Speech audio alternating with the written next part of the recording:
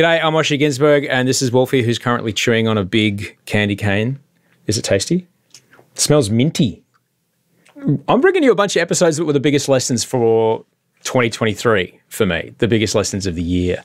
I love making this show. Thank you so much for your support, for helping me make this show, because I really enjoy learning something from all the people that I speak with. And the show's called Better Than Yesterday because that is something that I really work at.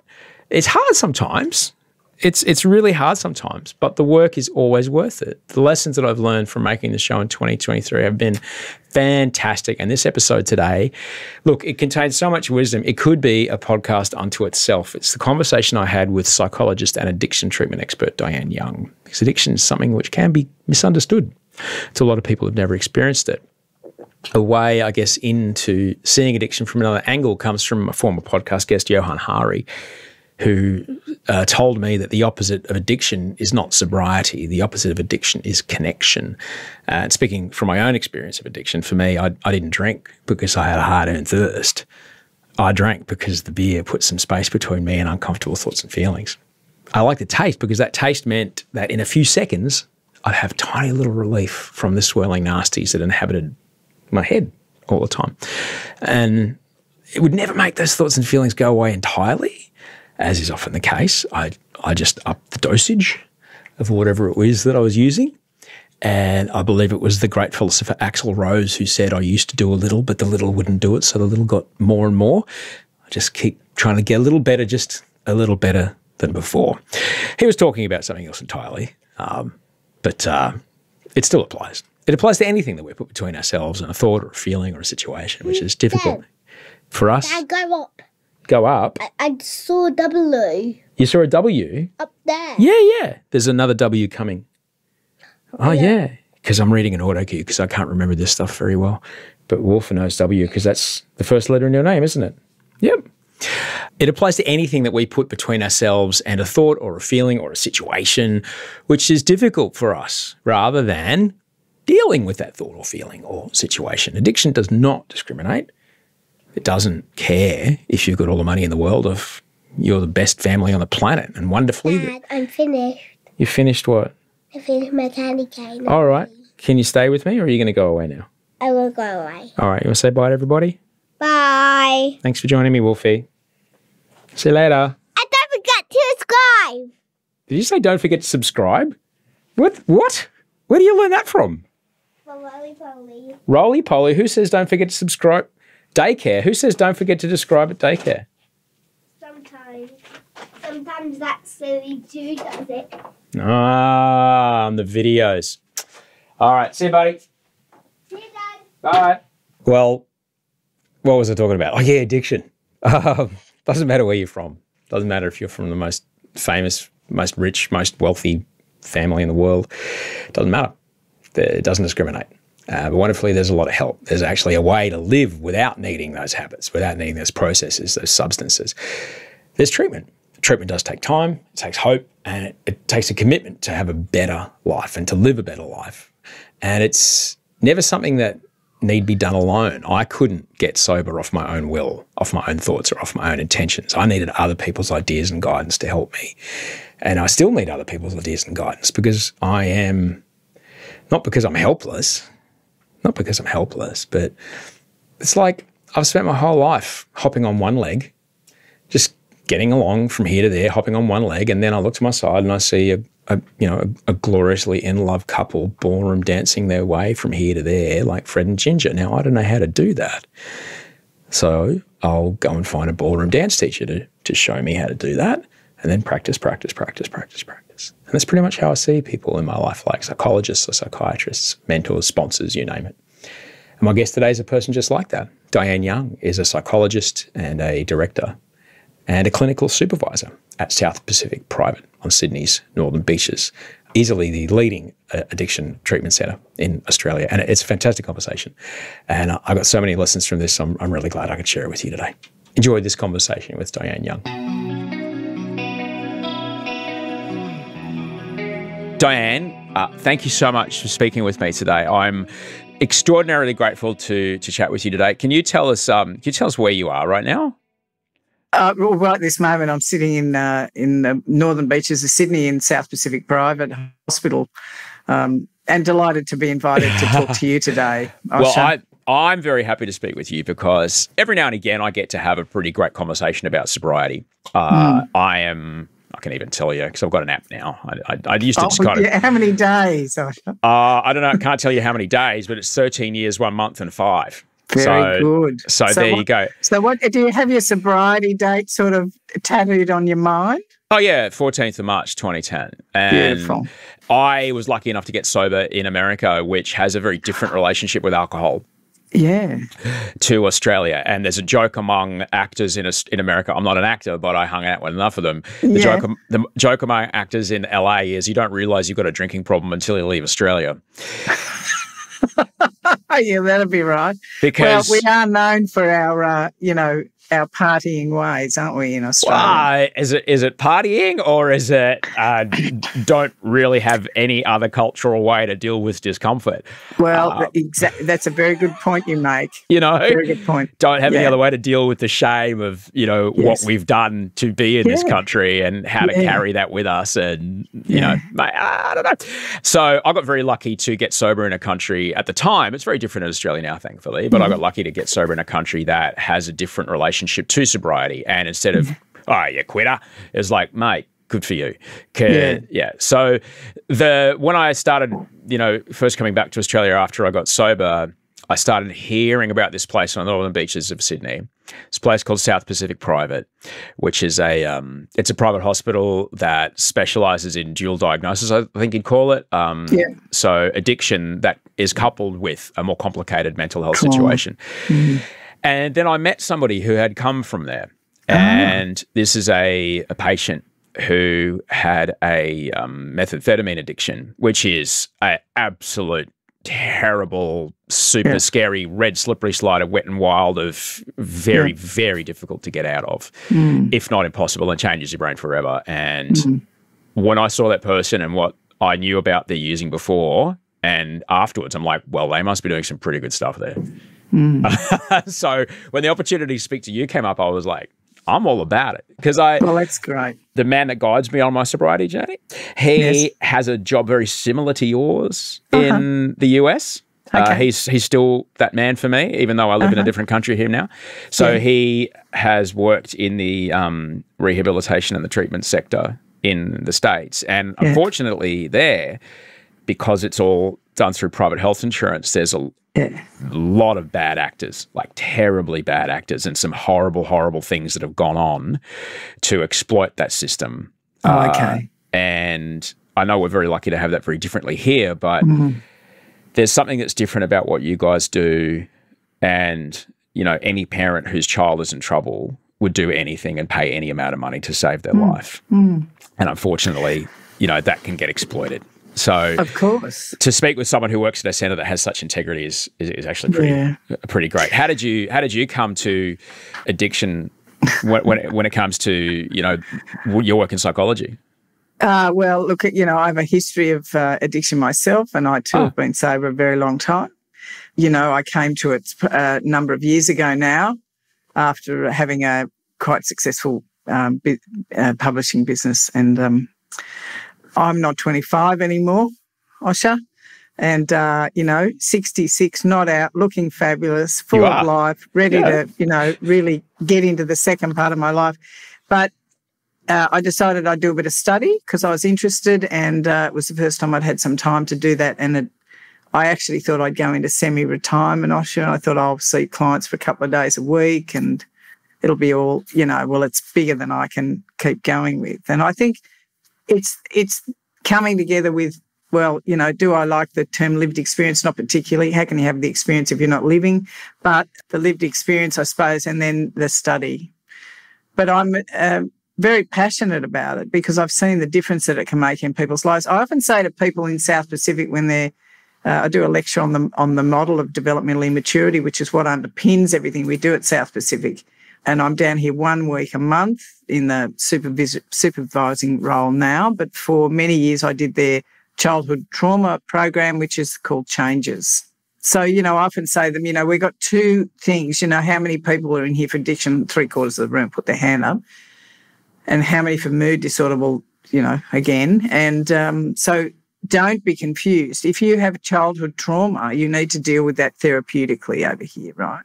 And if you have addiction, then you need to get into abstinence-based recovery here. And you need the mentor, the sponsor, whatever you want to call them, the guiding light in your life to keep you on track. Because once we're addicted, we can never become unaddicted. That's like being pregnant. You're either pregnant or you're not. You don't get a choice to go, well, I'm an addict now, and if I stop, then I'll be all right. In 5 years, I can pick up and I'll handle it. You won't. You know that. I know that. So, sorry, I just got flashbacks to how many people, because I've been at it for a while now, how many people I've seen go, I'll be sweet. And then you don't see them for a while, and then 2 years come past, and then you see them again, and the house and the husband or the wife and the kids, and it's all gone. Yeah. I saw a guy on Sunday night. I was at a meeting, and I saw a guy, a young man, 5 years ago. I worked with him here at South Pacific, and he was all over it, and he was in his mid-20s then. He's now just turned 30. He's just come back into recovery. Oh man! And he went, wild ride, die, wild ride. I'm lucky I survived it. And I said, you are. And I said, I hope you're not going back out there again. He went, absolutely not. But, he took it. Sometimes, it takes what it takes sometimes, Osh. You know that. I had those moments before I finally got into the rooms, as they say. I'd tried to stop many times. I thought I'd be sweet if I just took a couple of weeks or a couple of months. I reckon I got 10 weeks up at one point, and I thought that was, I'll be fine now. And like within like one night it was 4 or 5 beers, the next night it was 1.5 6-packs and a bottle of red, and 3 days later I'm in a toilet cubicle, and it's like that didn't take long. No. That's right. That's right. And it was like as if I'd never had those 10 weeks, and it took a while, but talk to me about the thing that many people may not think about is when they see an addict. And I spoke with someone just the other day and I was quite high functioning. If you're holding down a job or you've got a family and you're drinking and using, people think, well, they can't be an addict because everything's together. They couple addict with having lost everything. That is literally the last step. That is you're in the ambulance after the heart attack, you know. But it is the years leading up to that where everything's slowly falling apart like a piece of sugar underwater, Yeah. Talk to me about the idea of what addiction can look like on the outside, and what we think we're looking at versus what we're actually looking at. Well, yeah, I mean, look, as you say, people often think, well, I've got the partner, the career, the kids, whatever persuasion they are. I'm all right. But and I often say this to clients, it's not about how much you drink or how often you drink, it's the effect it has on you. And if you've got the people in your life close to you starting to get in your ear about how much you're drinking and what a pain in the neck you are to live with, you've got to pay attention to that. There is also that sense, and you said it earlier, how much of what I'm doing and how much of what I'm drinking or drugging, say, or for that matter, Osher, gambling, using porn or sex, food, there's a whole raft of them. But yes, shopping, yes. Work addiction's another one, Gaming, that's a big one now. So what are we using? Why are we using those things? And is it to cover the distress we feel inside? How distressed do we feel? And as you quite rightly say, you can know that you're in trouble and make a decision to stop. But if you're not actually supported in that decision with other people, professionals, like-minded people, you're out there by yourself. One of the things I think about people with addiction is they live with a deep sense of loneliness and despair. Now, some of that's related to trauma, and I know we'll come to that, but some of it's just because I'm so ashamed. I live with so much shame about what I do and what I don't talk about. It's that old concept of my secrets will keep me sick. And you know as well as I do that when we get into recovery, we don't have secrets anymore. Oh, no. And it's Well, we try not to anyway. That's a very important part of it. Keeping the cupboard clean is a very important variant. That first clean out though, oof, that's a tough one. When you're talking about, and I've written about this in my book, so I'm happy to speak about it. There was a time when I would not only be day drinking, I'd be day drinking while simultaneously playing 2 separate tables of internet poker, gambling $100 away every hour while masturbating to increasingly intense internet pornography because this is like mid 2000s, so I had 2 monitors. I was quite fancy. And if you called me and said, "What are you doing?" I said, "I'm just hanging out at home." Yeah. And this is a Tuesday, at 2 p.m. And that was more days than it wasn't. Wow. And it was completely normal for me to do that. And only now when I look at it, it's like I was putting so much effort into stimulating, sorry for the, No. Stimulating the bits of my brain to keep it busy so I didn't have to deal with the discomfort. Can we talk a bit about, and that's the things are called avoidant behaviours, because that's the other thing, Diane. I had memorised 2 separate 16-digit credit card numbers and all the CC. So if I saw something on the internet that I wanted to buy, I'd go brrr and buy it like that, you know? Because I had a big TV job and the money didn't stop. So I was, I was in a bit of trouble there because there wasn't that kind of flaw of, well, you're out of home now. Can we talk a little bit about how the different forms that avoidant behaviour takes and, how it might start, for example? Yeah, okay. So I think that it generally starts because we're feeling discomfort in ourselves or where we find ourselves in our life. It's like, I didn't think I'd be here at 25, or I didn't think I'd be here at 18, or I didn't think I'd be here at 35, or whatever. The age is irrelevant. And in fact, as you know, it starts a whole lot younger now because people do have access to internet and all sorts of things. I mean, the porn and sex addiction, as a general rule, the stats are that it starts at about, somewhere between 8 and 14. That's very young. Now, we're going to use all of those things to soothe ourselves because we're in discomfort. Yeah. And I'm going to suggest to you that some of it comes from the fact that we've been raised in families where we weren't able to talk about anything that was in any way distressing. Yeah. None of this ever, I used to blame our parents because 99.9% of the people I've worked with, their parents were really doing as well as they could from where they came from. Yeah. I have worked with people where the parents deliberately tried to harm the child, but that's a small percentage. Yeah. As a general rule, they're really doing their best. But if we've got nowhere to go, if we're not given any way to articulate our emotions and how we feel about what's happening in our lives, we're going to push it down and push it down and push it down. Now, there's only 8 emotions, Osha. We think there's a whole lot more, but there's actually only 8. We call them different things, like we call anger frustration, or we call love warmth, we call sadness pain. So there's 8 emotions. Now, if we're not taught what they are and if we're able to navigate our emotions when we have them, we will get the gift of the emotion. For example, anger is a good one. So if I'm angry about something and I'm just meaning, I'm irritated, something's happened, the gift of anger is strength. I get something done. I can't be angry and lay on the lounge, right? I'm up and I'm into action. But if I stuff my anger and I continue to stuff it, and you will have met people, I've met many, who don't feel safe expressing their anger because it was never allowed when they were children. Yeah. Stuff it will come out sideways as rage. Now, people will often say to me, not only men, but a lot of men, I'm having one of these rage attacks, right? Like it's about the guy who cut me off in the traffic or the woman who took my parking spot or whatever it is. It's a trauma response. Yeah. The same way panic attacks are. So I think if we're living with that level of distress, we will start to use some sort of substance or some sort of behaviour to soothe it.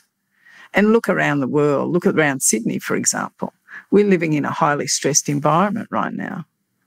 Like you'd be a bit numb if you weren't feeling something. I couldn't believe it when I saw this morning that the commission that the actual people who are in charge of doing it put into place recommended that job seeker be raised by 38%. Yes. Which is not 2, not 5, 38%. 8%, yeah. And they looked at it and went, Nope. And if the cause of many of our social problems, and certainly, you know, crime and, you know, DV and things like this is financial hardship, what are you thinking? Yeah. You know, it's not like people, I know that you have this kind of neoliberal idea of like, well, if they give them free money, they won't be incentivized to work. I've been on the dole twice. There's nothing more absolutely humiliating that's happened in my life than, you know, well, hang on, there was 2 other things, but these particular things were, you know, to be begging for money for the government so I could live, and I got off that as quick as I could so I could have some goddamn dignity. Yeah. And to think that people want to take that stuff, you know, or to, you know, it's, and, you know, then the idea of like, oh, I'll take that dole money and drink it. Well, part of me is like, I can get that. I can understand why you'd want to use that for drugs and alcohol to deal with the shame of I live in this shit house and I can't feed my family and I can't get a job and I, you know, I understand that. I don't think it's a good idea, but I get it. And so that took us to one side, but it just, it's not a compassionate, you know, it's not a compassionate model, but that does, you know, we'll get to that. We'll get to a treatment model for, you know, of you know, drugs and alcohol. But let's chat, because we touched on trauma. Let's chat a bit about that, because I certainly remember early on, I reckon it was about 14. I think I know it was 15. I just finished my lawn. It was a hot summer's day. I think my uncle had been around the day before, so he had some beers in the fridge. And I have never been more thirsty, and I'd never had my thirst quenched quite like that. And beer had been disgusting up until that point. And not only did this thing, was it amazing, but all that fear and anxiety and I'm fat and I'm a loser and all that stuff just went away with a mouthful of this liquid. I was like, well, that's the magic potion. I'm Asterix the Gaul. This is incredible. Yes. And away we were. Away we went. And that was it. And you were looking for the second one, I imagine, were you? It's 2 is very low on the number of how many I thought I'd need to make it finally stop. Yes. It never did. No matter how much I drank, I never got to where all that stuff actually went away. But I always had this false belief that if I just drank enough of it, all those fears and pains and things would go away. So, you know, I can definitely understand how being with discomfort and the uncomfortable feelings or the shame or the trauma or childhood trauma or whatever it is that I was dealing with, that behaviour made it stop. Turned it down a little bit.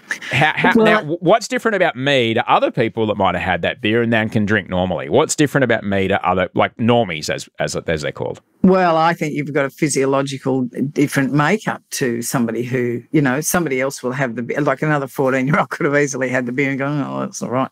I'd rather have a Coke, thanks. Yeah. Because they don't get the same effect. It doesn't affect their brain the same way it affects yours. Right. And I think you said, you know, I'm thinking, you know, I'm a fat, I'm a loser, I'm da-da-da-da-da-da, you know, so you've got a whole internal dialogue that I'm going to make up until that moment when you had that first bid had never shut up. Nope. So it was very late. There's a lot of chatter going on up there. And then you have the beer and it kind of tones it down. You have another one, tones it down. You know, I often say about my own drinking and using, you know, I didn't have to listen to myself when I was out of it. Yeah. And as soon as I started trying to get well or you know, at least not use so much, it got very loud again. Because they'd be like, we've been quiet for a day and a half. And that's right, exactly. We've got a lot to catch up on, dude. That's right, yeah.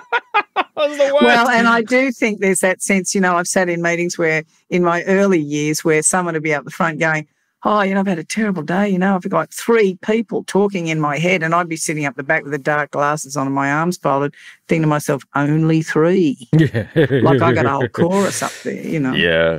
So I do think our internal dialogue, and that's what I mean about if we're up here living and chatting and it's all going on and we're not able to access anything in here in our, you know, our feelings are in our body. Yeah. And that sense of when I talked earlier about that, you know, my belief that addicts live with enormous isolation and despair, it's in here. We don't want to go there. It's too painful. No one's taught us how to navigate that. So we stay up here. And it's hectic. Yeah. And it doesn't shut up. What is it that essentially can qualify as trauma, particularly childhood trauma? Well, look, in our world, we would say childhood trauma is anything less than nurturing. Now, that's a very big statement, I appreciate.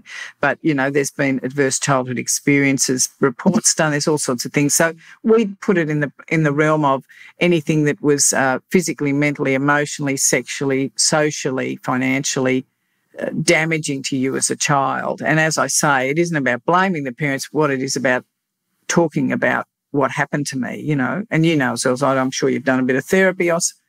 You know, it's like, this is what happened to me, and about that I feel this, but it's not just telling the story. You've got to access how you felt about it at the time, because it's all kind of trapped in there. Yeah. You know, when you're 14 and you're given the first beer, or whatever happened before 14 is probably more significant. You know, it's all in here. Yeah. We need to actually unpack it. So trauma for me, there's big T trauma, one-off events as adults, you know, death in the family, car accidents, chronic illness can be very traumatic for people. But the other trauma that I'm talking about, I fundamentally talk about a lot, is the childhood trauma, and that can be small events which we don't put down as being particularly impactful on us because we're kids. I mean, the best way I can describe it is this. If I get let's say I've got a father who's screaming at me, and he does it quite regularly. Let's just say that. It's a simple. So I, as a child, am looking at my father screaming at me for doing something that was probably not that big a deal. Like, most of it's not life-threatening. Right? I don't say, you're out of control, which is what he is. What I say is, I have made my father so angry, he is screaming at me, I am wrong, or I am bad, or I don't matter, or something. So I'm going to take it on me. You know, that classic line of people who are, you know, abusing their children don't love their parents less, they love themselves less. So we as children then grow up with our sense of neglect and abandonment, and we don't know how to deal with anything.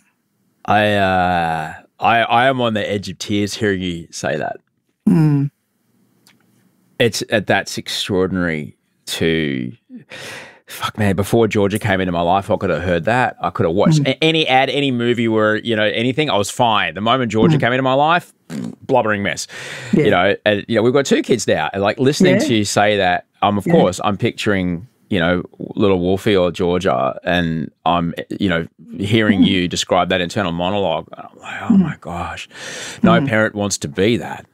No parent wants to be that. They don't, you know, nobody wants to have their child do that. And if you do, you're a fucking psychopath. But, you know, well, that's right. You know, but you're no parent wants to do that. Yeah. Nobody wants to be that. And that's, you know, but if you don't know any better, that's the other thing. You might just be carrying on in a pattern of behavior that your parents did, and you don't realize that. And that's also a real trick.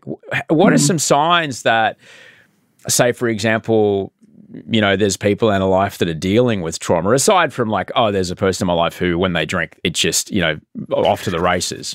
Yeah. Look, I think often it can, you know, it can go under the radar for a while, and then and I'm talking about adults now, anyone over the age of 18, and something happens in their life, and it may be something which appears just like a normal life event, a death of a family member or an accident or some car accident or something.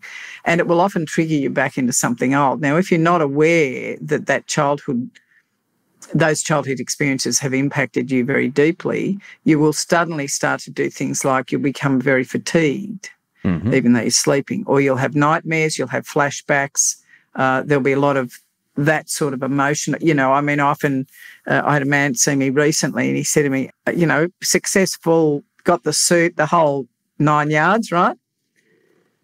He said, I went to Woolies. My wife asked me to pick up some stuff from Woolworths the other day. He said, I walked into Woolies, I was fine. He said, I was standing in front of the tomatoes trying to decide what tomatoes to buy. He said, I burst into tears. I went, oh, okay. Do you cry very often? He said, I haven't cried in 30 years, you know. And so we started to unpack. So there can be things like that suddenly there's something that's starting to change about the way we do life or how we feel about ourselves. Or unusually things like that where you're suddenly crying. You know, you're watching a movie, you never cry at a movie, and suddenly you're crying at a movie that's not a particularly sad movie. The other thing I wanted to say about children also is a lot of people come into recovery or come in to look at their mental health or deal with the things that are troubling them, because their children have got to an age where they're starting to say, Dad, I don't want you to keep yelling at me, or Dad, why are you so unhappy? And in fact, when I was doing the lecture on Monday, I actually said, you know, I know that you're all sitting here, like it's a 54-bed hospital, right? So I said, I know you're all sitting here deciding, you know, wondering about all this stuff I've been talking about, but how many of you have children? A lot of them. And I said, and I bet all of you have been sitting there thinking, oh my God, I've been a disaster of a parent. Don't focus on what you're doing to your children. Focus on your own childhood, clean that up, and it'll flow on to your how you parent, you know? Oof. So they do, a lot of people come in for their children. Yeah, because I guess that's the ultimately, what is it? When the pain and the fear of changing becomes less painful and less frightening than the fear of staying the same. Staying the same, That's it. yes. And it's the liberator, because it doesn't feel great at the time, but the liberator is that you'll get the impetus to do whatever it takes to get well. How can things like, you mentioned the tomatoes, and which leads me, when I wrote a book, I did a live show based on the book. I'm a terrible actor, so I sang songs to get me through the really tricky parts. Like I sang a song about the internet porn earlier. Oh, okay. I sang a song about that because I didn't want to really talk about it on stage. I also sang a song about an incident that happened in the pool. And so I sang this song. It sounded like a Patsy Bisco song. It was pretty grim, but it was funny, but it was grim. And there's a friend of mine who saw that, and they were probably in their late 20s at the time. Yes. And I sang this song on stage, and as they sat there in the audience, suddenly remembered that at the age of, like, between the ages of 11 and 13 or something, this horrible, horrible, horrible thing happened to them. Right. And they hadn't remembered. It had completely been blocked. Yep. And it set off this cascade of, you know, what was ultimately a year of pretty uncomfortable stuff before their partner said, you need to go to hospital. Why does that happen? Why does trauma sometimes get completely blacked out? And if someone's listening to this going, well, I don't have trauma, like, why does it vanish? I guess it's the way the brain works, though, Osha. So, you know, the biggest part of the brain, just very simply, and I don't want to get into a big story about it, you know, prefrontal cortex, now cortex, it's the regulator, you know, get up, have breakfast, do blah, blah, blah, blah, blah, the things of life, right? Now, if you're a child who's experiencing quite a bit of abuse, abandonment, neglect, enmeshment, that's the other one, whatever that looks like for you, you will spend quite a bit of time in the next part of the brain, which is fight or flight. And you'll often hear from children, I was one of these kids who I wouldn't know what I was coming home to, because my mum was a chronic alcoholic, and she's long past now and never got sober. So as I was getting closer to the door, I would know, I could tell by the, you know, the smell, whatever, I knew. So I'm on fight or flight a lot of the time in my life. And because I'm on fight or flight, we're not meant to stay there. Like they were designed for, you know, if there's a critical incident happening and you think get out of the way or get in and help, you know, something like that, right? Yeah. But of course, if you spend a lot of your time in fight or flight, you know, you're the kid at school who doesn't quite fit in because you haven't got the right clothes, whatever, you will go back to the next part of the brain, which is freeze. Now, when we freeze physically, mentally, emotionally, and spiritually, and we'll spend a lot of time there. And when we freeze, we'll often repress a memory. And the brain does it to protect us, because what's happening to us is so horrific. And when I'm saying horrific and I'm using that word, I'm not meaning that it necessarily has to be childhood sexual abuse, although it may be. It may be just mum and dad are consistently fighting and I'm terrified and under the bed, you know. So it's frightening to me. So I'm in a freeze state. So I repress the memory. Some years later, and I only know this because it has happened to me, many, many, many years into my recovery, I had a memory come back at a probably an inopportune moment as I was out on a date with a man, and he said something, he asked me something about myself. And for some reason, I don't know what possessed me to tell him this terrible story, which I won't tell you because it is a terrible story. And he sort of spent most of the lunch with his fork like this going, you know, with his mouth open. Yeah. Needless to say, he didn't ask me out on a second date. But what happened was that memory came back to me. Now, I had done a lot of work. I'd been in therapy. I'd been in 12-step. I'd done 4th and 5th steps, you name it. I'd never remembered it. Why that day in that situation, I have no idea. Yeah. It took me to 5, because I run with some pretty solid people. It took me to the 5th telling of the story before I started to sob about it. Wow. So the interesting thing for me was your friend heard you sing a song about your internet and porn addiction. I've heard stories before where people, because we do a lot of group work at South Pacific, where, people have been sitting in group and listening to somebody else do a timeline or first step or something, and something's come back to them. Yeah. Now, why mine came back to me having lunch that day, I don't know. It is interesting how the hippocampus just goes like, no, we'll stop working for now. Which is also, I tell people when I was drinking, and that part of your brain, it's like, I don't really remember what happened the night before. It's like you also don't remember the consequences of your behaviour, so you don't actually learn. It's why, your mate who thinks it's hilarious to jump on the pool table and whip his dick out into a helicopter is still doing it at 42 because he never has can't deal. Like, yes, he remembers getting kicked out of the pub, but he doesn't remember the everyone else looking at him and the feeling in his body of I've done something stupid, and suddenly he's like, why? Shame. Why isn't this? This was funny when we were 18. Why isn't it funny now? It's because it isn't, Duncan. No. It's why that behaviour keeps happening, because you've never put the behaviour and the consequence together, because your brain just misses out, and so. People say, like, I'm literally 13. I was 36 years old with the emotional maturity of a 14, 15-year-old, because that's about when I stopped kind of learning. And it was really hard when I got sober. I had to learn a lot. Yeah, and I mean, we say that, don't they? When we start to use the alcohol, the substance, or the behaviour, or a combination of all at a certain age, we stop growing up emotionally. Yep. Because we never, ever work through anything consciously and aware and awake emotionally. We use some sort of substance to numb it. Yeah. So, of course, you get into recovery at 36 going, well, I'm actually about the emotional age of a 14-year-old. Yeah. It's hard, isn't it? Yeah, and through tantrums like a toddler. Yes. And they do. And look, I'm not going to lie, Diane, they still show up every now and again. And then when they do, I'm like, oh, God damn it. Yeah, but I bet you reel it in quicker now, Osher. I do my best. My best. Yeah. And I'm grateful to be able to talk publicly about sobriety. I never heard people talk about sobriety when I was growing up in Australia. I never saw sober men talk about having not a positive experience with alcohol, or people who had a not positive experience with alcohol and were thriving because of their abstinence. I never saw that. So I'm grateful to be putting those kind of conversations into the world. The side effect of that is that people will come to me and go, oh, my mate, or more now because I'm nearly 50, my kid. Yeah. Oh, my God, you don't look 50, Osher. I'm not a natural blonde. Okay, right. Okay, shh. I was like, if I'm going to go grey, I'll do it under my own terms. Let's go.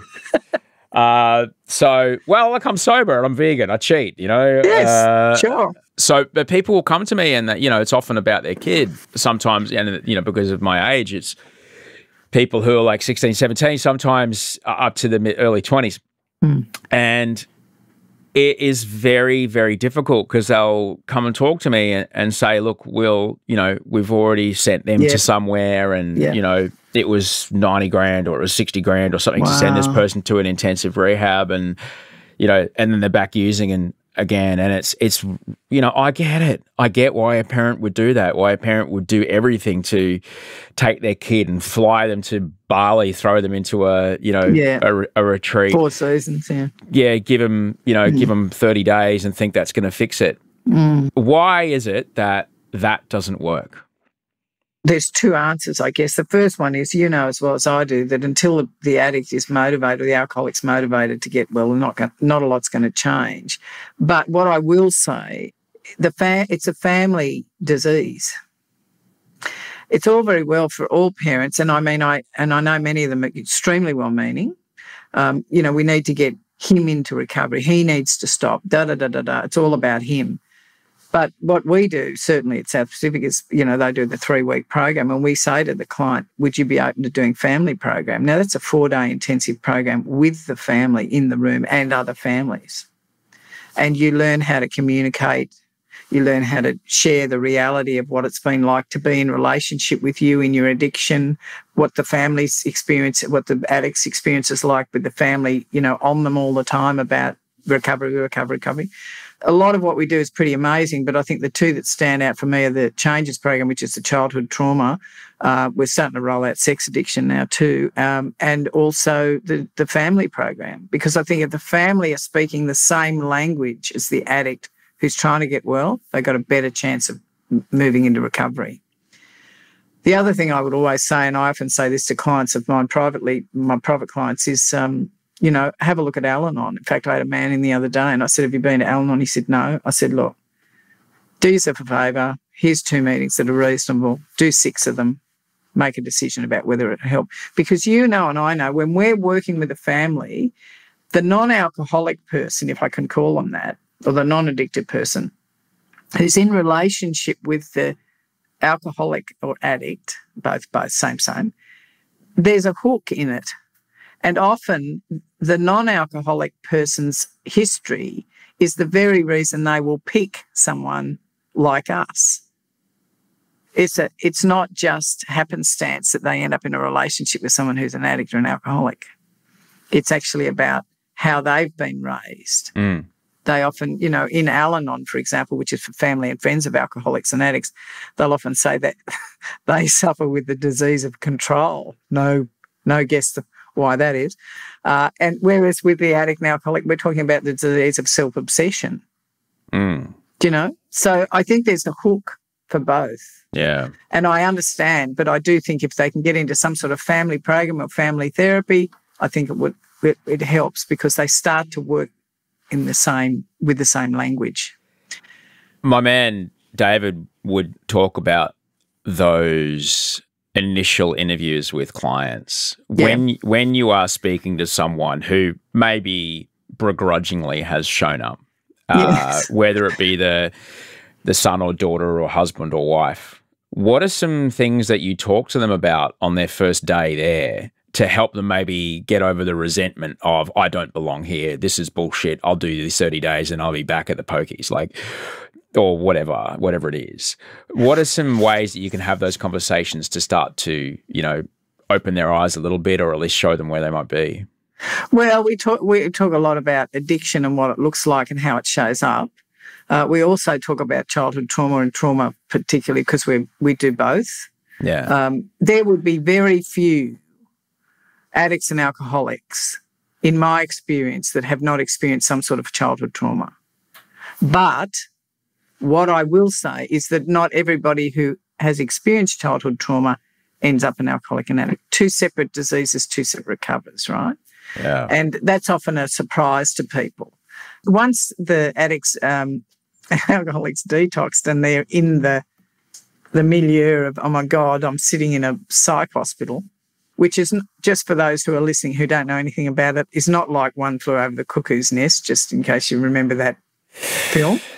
But it's a very, very caring environment. They actually start to connect with other people. Now, I think, coming back to my point about disease of isolation and loneliness and despair, they're often sitting in a room for the first time with people who have the same addictions that they have. Yeah. So in a sense, it normalises it and it starts to take some of the shame away from what they've done. In our groups, they'll all do a first step on whatever the thing they came in for. And they'll also do a timeline. And often for people who've never done any sort of work on themselves, it's the first time of actually looking at the 0 to 20, first 20 years of their life. This is what happened to me. This is my experience. And then they do a first step on whatever their issue is. And the interesting thing is, I will say to clients, and I said it Monday, some of you will have come here, say, with alcohol problems, but after you've been here a week or a bit, you've now got a list this long of what's wrong with you, So let's just deal with the one that's going to kill you first, right? Because we'll sort the rest out. Yep. Can we not get too sort of complex about what's wrong with us, I used to sit on the board at Sane Australia, which is a charity that helps people living with complex mental illness.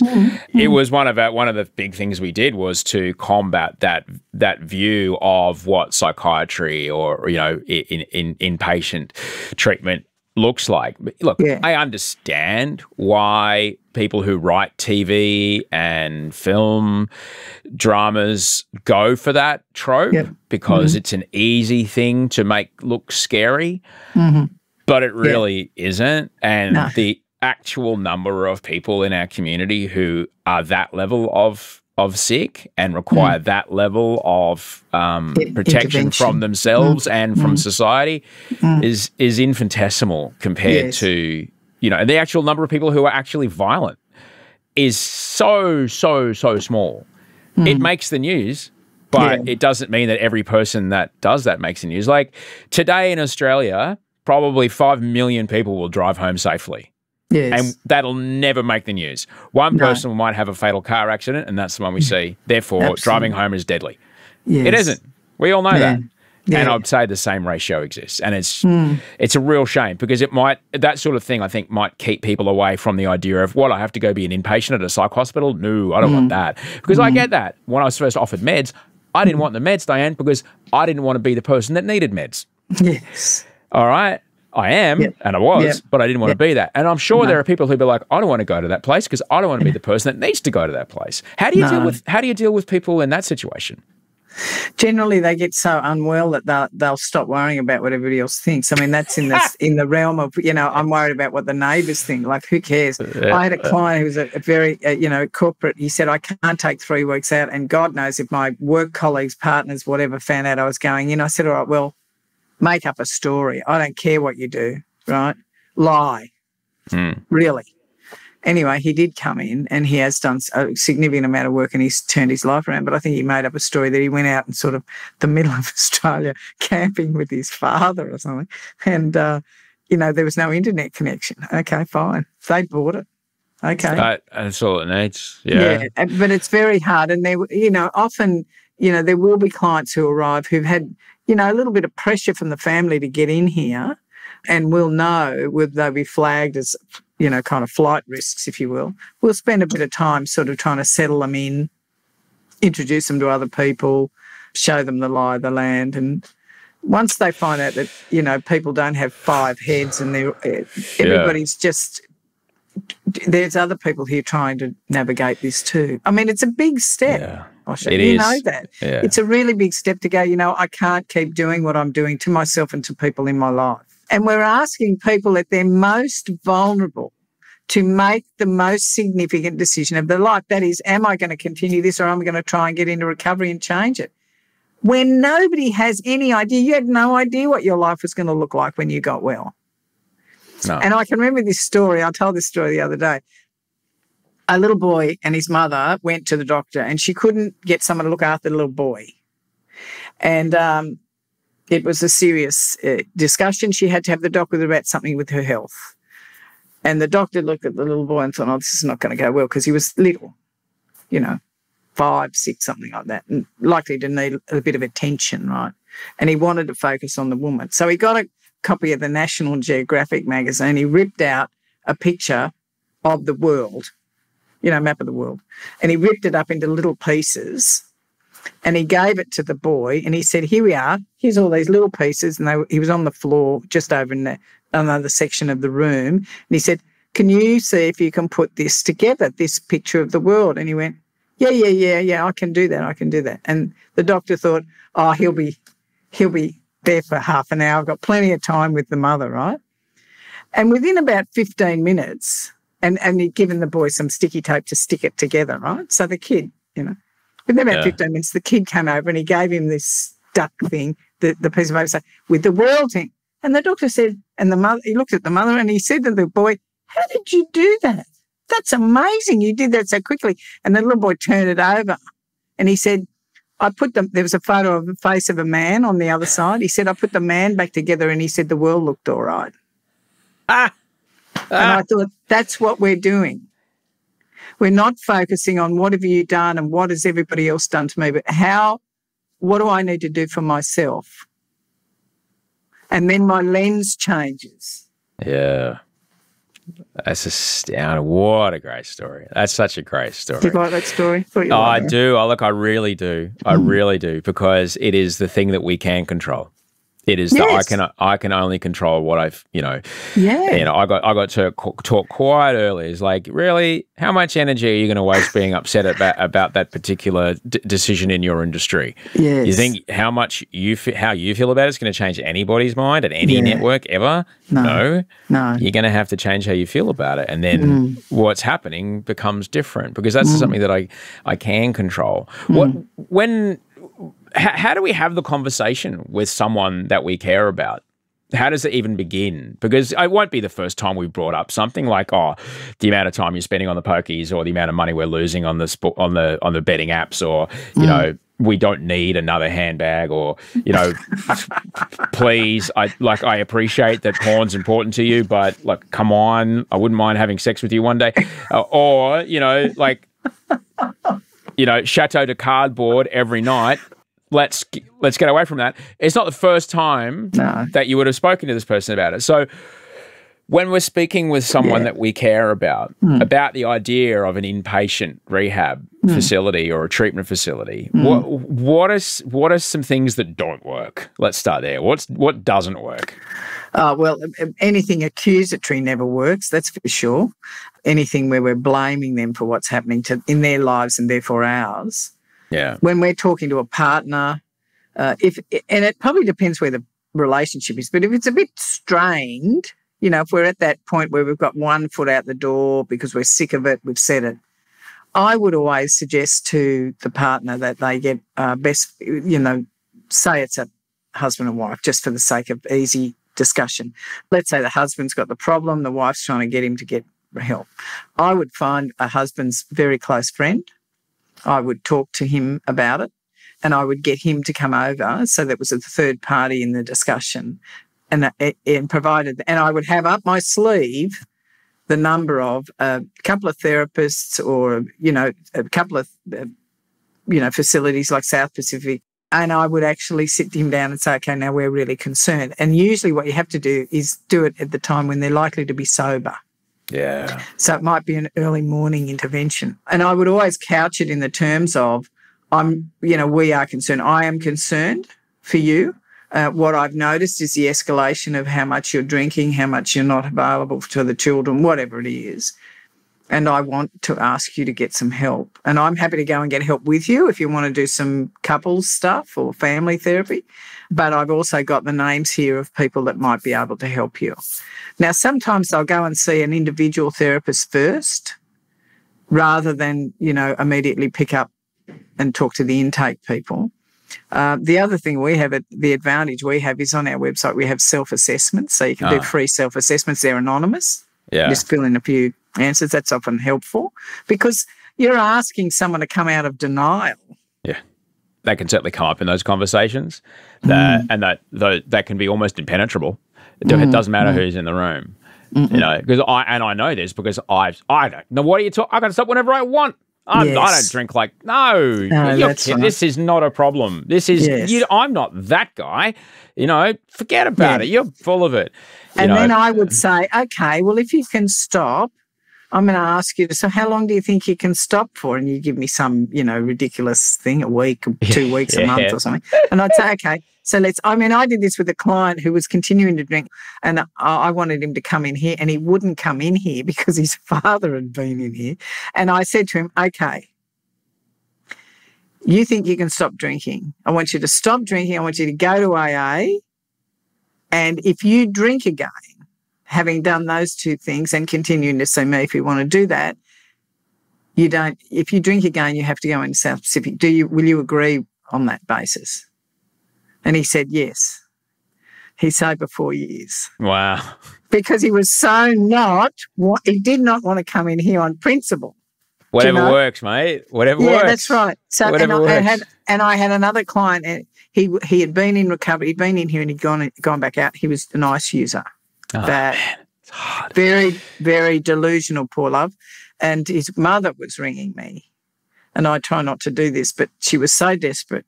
Yeah. I said, all right, bring the whole family. So her, the father, him and his brother, he agreed to come. And I saw them 3 or 4 times and just held the family together till he could get back in. But the agreement was you have to go back in and then you have to do long-term.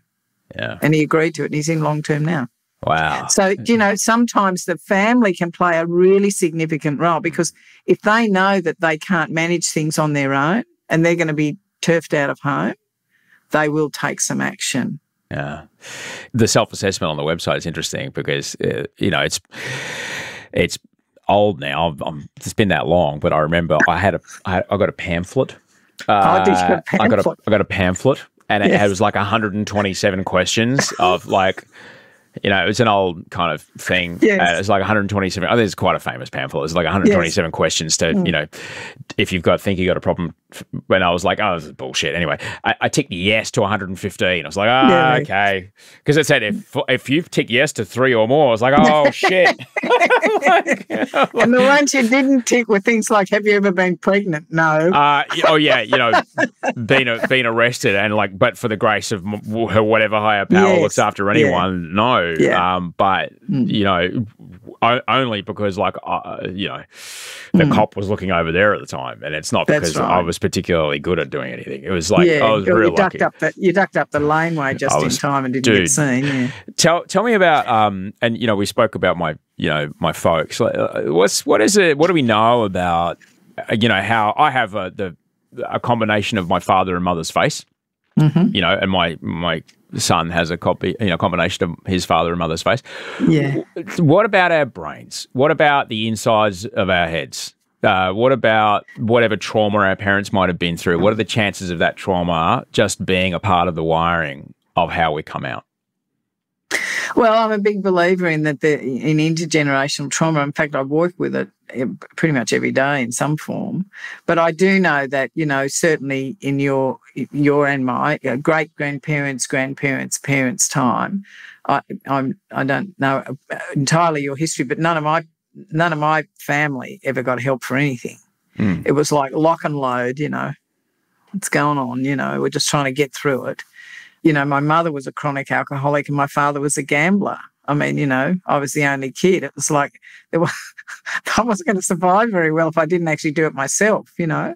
So I do think that intergenerationally it does get passed down, because no one in those generations had an opportunity to unpack anything or even look at it. I mean, the classic Australian way was she'll be right, mate. You know, and there's certain sections of the community that still think like that, surprisingly. So we now know that intergenerational trauma is passed on. We would automatically, for example, with the Holocaust, know that people who are survivors of the Holocaust who have then had children, it's well documented that those children carry a lot of the burden from the Holocaust. Nobody disputes that. But when it's never been talked about, I couldn't tell you anything about my great-grandparents, grandparents, and very little about my parents' life either. I didn't hear a story. You know how some families grow up and they tell the stories of the family. I don't know if your family told stories, but mine told none. So there was a massive amount of secrecy in my family, you know? Yeah. So I believe that it was passed down. Yeah. And that I was the recipient of. Now, one of the things I'll say to you about this, Elshia, is this. When I got into recovery, I wasn't quite aware of trauma back then. It was a long time ago. I'm now very aware of it, and I've had to do a lot of therapeutic work on my own history. And I did it when I had a child, and I was widowed when she was little, which was very unfortunate and terribly sad. But it was like all of the work I've done, it's like if I turn around and look at my past, all of it's still there. Not a day of it is ever going to change. It's cast in stone, right? But when I actually turned around, unpacked it, looked at it, had my feeling around it, processed it in the way I could therapeutically, it was like I turned back to my recovery and I put my hands out like this. You probably can't see. I put my hands out like this so that doesn't come onto my child and my grandchildren. They will have their own stuff, but they won't be dealing with that. So I'm a big believer in unpacking the past and looking at it not to blame. And I didn't ever think for a minute in my life that I would forgive my mother. I don't like the word forgive, accept who she was. There you are. I never, it was like she was my nemesis, right? But through the work I had to do unpacking that, I did get to a point where it's like she was a good woman. She had a chronic alcoholic. She had no support and terrible childhood herself. I understand where it all came from. I'll tell you this story. My daughter came home from the last day of primary school. She went to Montessori. She gets in the car in the first day of the last year. How was your day, darling? Good. Driving home. So what's happening? She said, Mum, we're going to do a project this year. It's great. I said, fabulous. What's the project, darling? Now, mind you, my daughter knows nothing about my history at this point, right? She's 11, going on 12, driving on. She said, we have to do an autobiography of the family, Mum. It's going to be great. I thought, oh, no. Like internally I went, oh, no. Yeah. And then I'm driving going, oh, fabulous, thinking to myself, how can I lie my way through this? Now, I won't go the long story. We unpacked the little, you won't remember this. There used to be photos and they had little white borders around them. That was how photos were developed. Oh, yeah, I remember that. Don't you worry. You do? Yeah. And I dragged out little, pictures and I got them scanned and, I was in publishing. So we wrote a story about each person. I lied through a lot of it, right? I had to, right? After it, she got a great mark. Everybody loved it. Everyone cried when they read it and all that stuff, blah, blah, blah. Took all year. And I had all these photos. Now, the only photos I had in my home were of myself, my daughter Thea, and her late father, Nick. And I thought perhaps it's time I put some of these photos up. I had a long time in recovery, Osher. So I took the little photos up to the Balmain, I live in Balmain, to the Balmain framer who's not there anymore. And I would say, could you make them a little bit bigger and put a frame on them? And of course, within the first 5 minutes of me standing there, I'd start to cry. And every time I'd go up with another thing, I found my father's war medals and got them, so it was like 20 things. But every time I'd take a couple more up, he'd put the tissue box on the top of the thing, right, because he knows I was going to cry. Now, I live in a terrace. They are all up the wall. Yeah. And there was something about that process of allowing those people who didn't do a very good job for me, really. But on the other hand, I could say to you, Osher, made me the woman I am today. Yeah. They're up on the wall. Now, I would never have had that experience had I not had the child and had I not done the work to do this. So, all of it is process. It's all the process. We don't do 3 weeks, get into recovery and it's a done deal. We are work in progress and a masterpiece at the same time, Osher. Without a shadow of a doubt, without a shadow of a doubt. I was thinking, I actually had my psychiatrist on the pod the other day. Where he's astonishingly clever man, Dr. Adam Bays. He's he's leading the research into psilocybin and treatment of catastrophic treatment of resistant depression. Is an extraordinary human being. The worst, because he was the guy I went and saw when I was really sick, when I was on the antipsychotics and everything. Yes. And I sat down in front of him and was like, fuck, you're like 10 years younger than me. Shit. It was like the first doctor that I really, really needed, but was younger than me. I was like, Jesus, man. Anyway, but I was talking to him about the third law of thermodynamics applies to all of us. Entropy. Yes. Entropy never, ever, ever stops. Absolutely nothing in this world is the same as it was when I started that sentence. Nothing. Nothing. And the idea that, 3 weeks, I'm cured. More like, you now have a brilliant new pair of shoes and you've got a new way to walk, but the old way to walk will pop up from time to time. It's cool. You know the new way, which is far better for everybody. Let's go. And just keeping an eye on that. And it's always tough. We talked about people going out, as is said in 12-step programs. Yeah. Success in addiction recovery. What does it look like?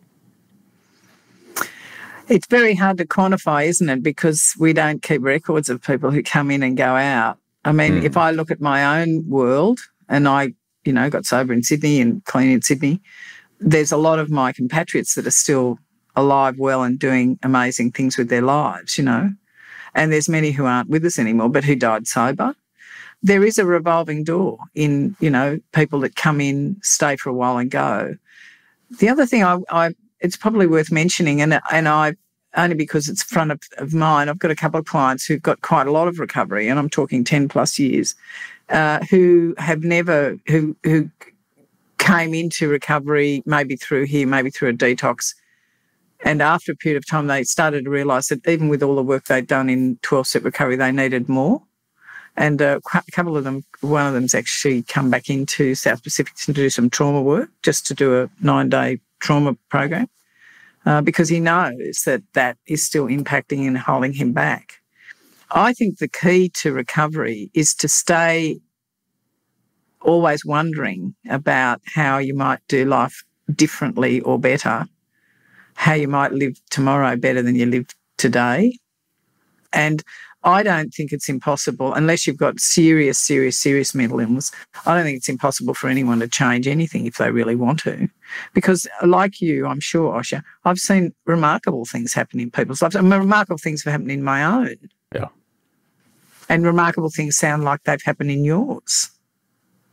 I mean, did you ever think you were going to be married and have 2 children? Well, that's the thing. You talked about, you can't possibly see what life could look like without it. Like, the life I have now is, you could have told me about it when I was still drinking, and like say last month, and go, if you stop, this is what it's going to look like. I would have said, you are M. Night Shyamalan. That is a fucking fairy story. No way that'll ever happen. Ever. Yeah, ever. That's right. Yeah. And like, I couldn't have even imagined the life that this could happen, that it could be this way without drugs and alcohol in my life. And I'm not saying that like to be some sort of evangelist. I'm just it's the truth for me, Yeah, it's your experience. Yeah. I've since come to, I think a lot about the world, and, I've since come to, question why is it that, our eldest, she's 19 now, and not that she does these things, but it's wild. Like, her and her mates, they don't really even drink that much. It's incredible. No. Thank God. The festivals they go to, they're not allowed to get pills tested. It's like, hang on, I can walk across the street and for $10 buy a cask of wine, which has 30 drinks in it, which if I drink it in one sitting could easily kill me. For $10. And that is completely legal. Yet, we're not allowed to, fuck off, Look, I'm with you. I mean, you have to actually work with the society in which you live, and the way people, it's this constant dragging to the conservative, it's like, no, that's not how people live now. They don't do that. No. Yeah. So, I'm with you. Keep them safe. Yeah. That's always my view. It's like when the injecting rooms first came out, there was outrage about it. People are using, let them go and inject safely, keep them alive. That came out of a couple who'd lost their daughter. Do you know? I was just in Richmond. I stayed in Richmond for 2 weeks during the comedy festival when we were doing our show down there, and there was an injecting room 5 doors down. Yeah. There was no drama at all, and just for people who, might be a bit worried about that sort of thing, or might have a, kind of idea about that. I think in Melbourne, on Melbourne Cup Day, I think they are going to change the law from Melbourne Cup Day, public drunkenness as a crime. Now, just the idea of decriminalising addiction. What happens when we criminalise addiction? And what happens when we decriminalise addiction? Well, when we criminalise it, we throw people in drunk tanks and lock them up. And when we decriminalise them, we get them help. Very simple, isn't it? We navigate them to someone that can support them, I mean, I don't think there's anything wrong with having a few too many, and people do it if they're not alcoholic and addicts, more power to you. But for those of us that are, we need the intervention. The earlier the intervention, the earlier we're likely to get help. And I don't mean, a sort of controlling mother navigating a son into South Pacific or something like that. But I do mean, that sort of conversation that we have with our kids. And I was telling someone the other day, you remember the show Neighbours?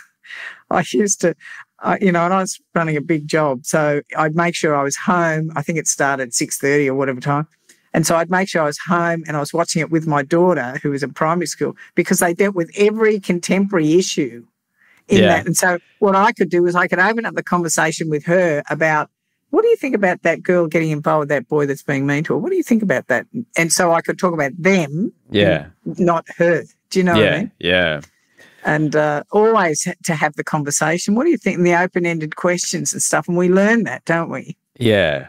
In recovery, you know, to have the open-ended question.